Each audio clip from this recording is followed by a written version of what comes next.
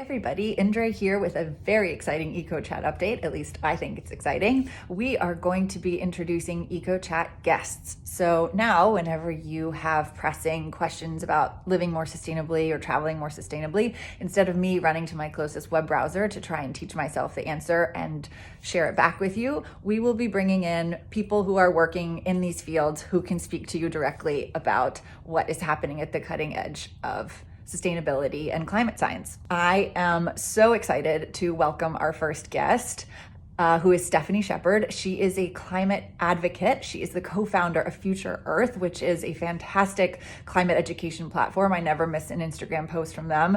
They're full of fun climate facts to share around the dinner table. And so I'm going to welcome her in shortly. But in the meantime, please do share any questions you have, anyone else you want to hear from, and can't wait to hear what you think. Thank you so much for joining. Thank you for having me. Of course. So I would love to hear, so you're an environmental advocate and a social entrepreneur. So what does that mean? How did you get started? What does your day-to-day look like? Having a platform on social media has kind of given me this opportunity to share things that are really important to me, like, the climate crisis. And that's why I started Future Earth with my business partner, Max Moynihan. We started Future Earth back in 2019, and it was really just a passion project for the both of us because, we were both really personally invested in learning more about the climate crisis and the action that we could take and how we could be involved, but we didn't really see, a platform that was speaking to our kind of demographic, to us and our friends in a way that resonated, in a way that we most importantly wanted to share, on Instagram and on Facebook, and take what I know about a brand, the branding, and take what you know and kind of put it together and see if we can merge these worlds into a way where people want to care about what's going on. Because I swear, I say it all the time, the climate crisis has had the worst PR ever. It's wild. Yes. It's become so politicized and there's so many buzzwords that, trigger people, and it's confusing. And the most important thing when we started was kind of this peer-to-peer learning rather than, scientist to persons, politician to citizen. It's kind of just me to you. I want to talk about this in a way that we would talk about it at our dinner table, or you would come up and ask me a question about it and I would explain it to you the best way that I've understood. What's the most popular post that you've posted, or the craziest piece of information you've learned? Honestly, we did this incredible environmental racism map where we kind of broke down in different parts of the country things that had happened and explained and really connected the dots with climate change and environmental justice. And that post did so well for us. I think AOC reposted it, which we always get excited about. Mark Ruffalo reposted it, which is really cool. He's doing great work in the space. So that was cool. And that was the first time we had kind of done this swipe slide, so you could kind of see how the United States was broken down into these situations that were happening that maybe some people had never known about before, or they did and they didn't understand that was a form of environmental injustice. So and then they can also share it exactly right, which makes it so easy. They can share it. We always provide the sources, so then people can do even a deeper dive even further in their own time, to continue to learn more about it. What made you passionate about climate change? Honestly, this is such a weird thing to say, but I'm the biggest fan of Vice President Gore. I have been since I was a kid. I just remember his name in my household. And when I saw the work that he was doing, and I watched An Inconvenient Truth, and it was just, I'm a facts person. I believe in science. That's me. And to see it presented like that, I was oh, I have to get involved in this. What am I going to do here? This is really kind of scary. And then I just immediately started looking up, these trainings that he was talking about, these climate leadership trainings. So I immediately signed up. I went by myself and I sat through this, I think it was 3-day training in LA at the convention center, where he had experts and politicians and scientists and activists come and speak on different topics. And it's so inspiring. And I was like, I have to be a part of this. I was at the first training, like by myself. And I was texting my boyfriend and I was like, I'm going to meet Vice President Gore. Like, this is now my mission. Like, I am going to do everything I can. We're changing our lifestyles. Like, I had been mindful, I was aware, but to the extent of like doing all of the things that I could do in my own personal life, I definitely wasn't perfect or even trying to be. I love that. Partly, and we've had this conversation before, but this idea of having this moment. I was the same way. I was always environmentally conscious. I wanted to, educate myself, but I wasn't perfect. And I wasn't even, like you said, maybe striving enough to make changes in my life to be more sustainable as I learn more. And I had this moment, and we've talked about this, but in 2019, when I went on this expedition to Antarctica with the Nature Conservancy, and that was my Al Gore moment, where I just, not that I met him there, but where an equivalent for me, where I was on board with these climate scientists and marine biologists and glaciologists, and just being there and watching this pristine environment. It was like being on the moon, and it was the most perfect place I've ever been. And it felt like I was in outer space. And then watching and listening to the calving of these glaciers and learning about how the water temperature is changing and the ice is changing and the whole ecosystem is changing right before our eyes. And it sort of gives me the chills to talk about it. But I came back from that trip completely changed in terms of my own role and being able to be a small part of the conversation, even if it's not being able to solve it single-handedly, but how do I become part of the solution, not part of the problem, or not even a bystander that's saying I'm not neither part of the solution nor part of the problem. And that transition for me was sort of similar, and finding ways to incorporate it, I think, for anyone is the key. It doesn't mean upending everything.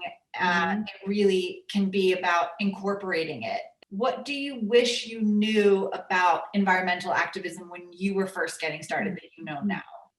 I kind of wish I would have known sooner. It feels like, time is of the essence here. I wish I would have TikTok, jump on that a little earlier.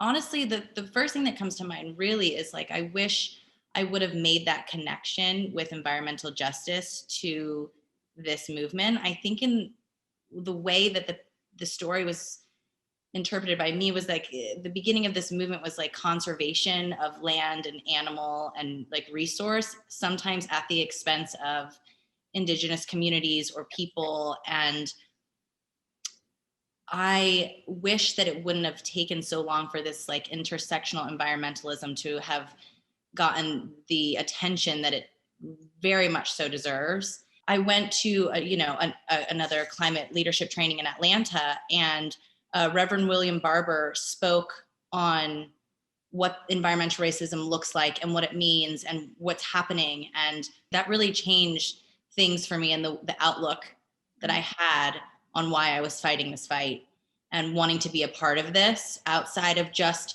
changing my paper towels or my Ziploc bags or wanting to save the polar bears. Like, these are issues that are affecting our brothers and sisters, our neighbors, communities in America that are really suffering. And just right down the street from me, there are people who are getting sick from living adjacent to these rigs or like indigenous communities that were the original like caretakers of this land. The land, exactly right. And I think that really kind of disenfranchisement really pushed a lot of people away from wanting to be a part of this.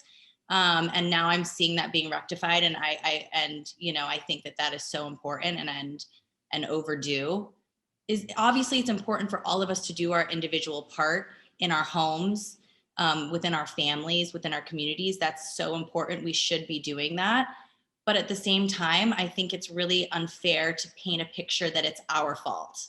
Right. Because, there's a handful of like 100 companies that are really the main contributors to this problem. And I think it's part of their manipulation they've marketed us their to marketing to make us feel like it's on us. Recycling is a manipulation for the companies to say, I'm not going to take responsibility for what I'm making. You're the consumer. You bought the product. Now you should figure out what to do with it. Right. After they spent years making it harder and harder to recycle the material that they were making. Exactly. And so I think that's really unfair, and it's just overwhelming for a single person. But, with that collective action, with everyone doing their part within their homes, as well as, that kind of,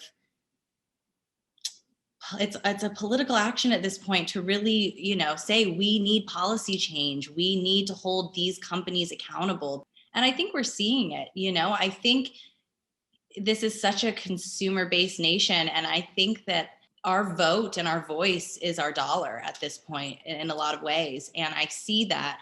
I see it in smaller brands and smaller companies. I even see it in the larger companies who are doing these rehauls because they understand that they are going to get lost if they don't change their business practices and upgrade to these more sustainable practices and transparent brand transparency. And so I do see, that shift, and there are better options, definitely not things that we ever had growing up. My background was in the fashion industry, and just watching over the last 5 years, this seismic shift that's happened both on the consumer side and on brands trying to make change in their supply chain, in their partnerships, in their operations. What gives me hope there is that means that conversation has bubbled to the surface in a big way.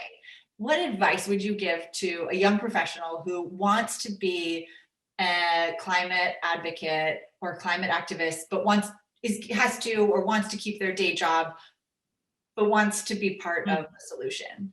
I kind of always go back to this quote from Desmond Tutu that says, do your little bit of good where you are. It's those little bits of good put together that overwhelm the world.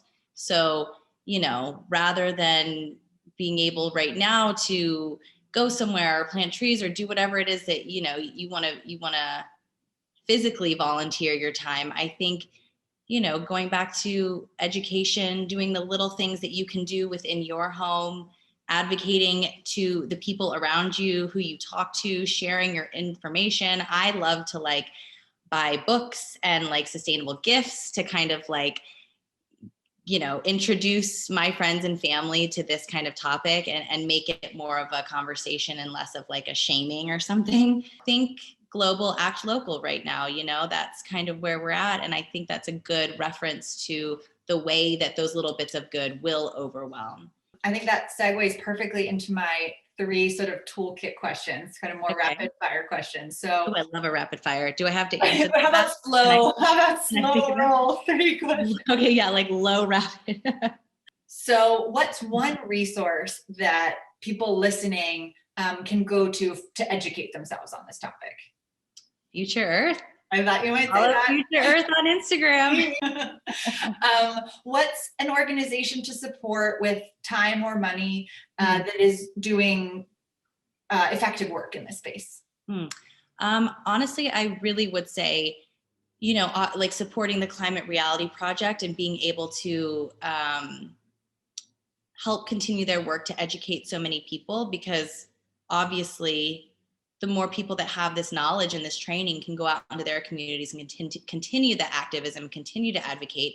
And so even by just sitting in, these trainings are free, and you literally have access to the top scientists and experts and activists, and Vice President Gore gives this incredible presentation, and it's for free. And then you have this wealth of information that you can pass along to your family members, your friends, and your community. So I really think being able to do that virtually right now is really a gift. What's a small step each of us can take to make a difference? First, starting by really examining what you actually need. Reduce. It goes back to, it's what we learned back in grade school, reduce, reuse, recycle. It's so crazy how something so simple really makes the biggest difference in the world. I think reducing the things that we're buying, and when we are buying things out of necessity, to look for the best options, to, support brands who have sustainable business practices and ethical business practices and brand transparency. And yeah, I think that's a really great way that everyone can contribute.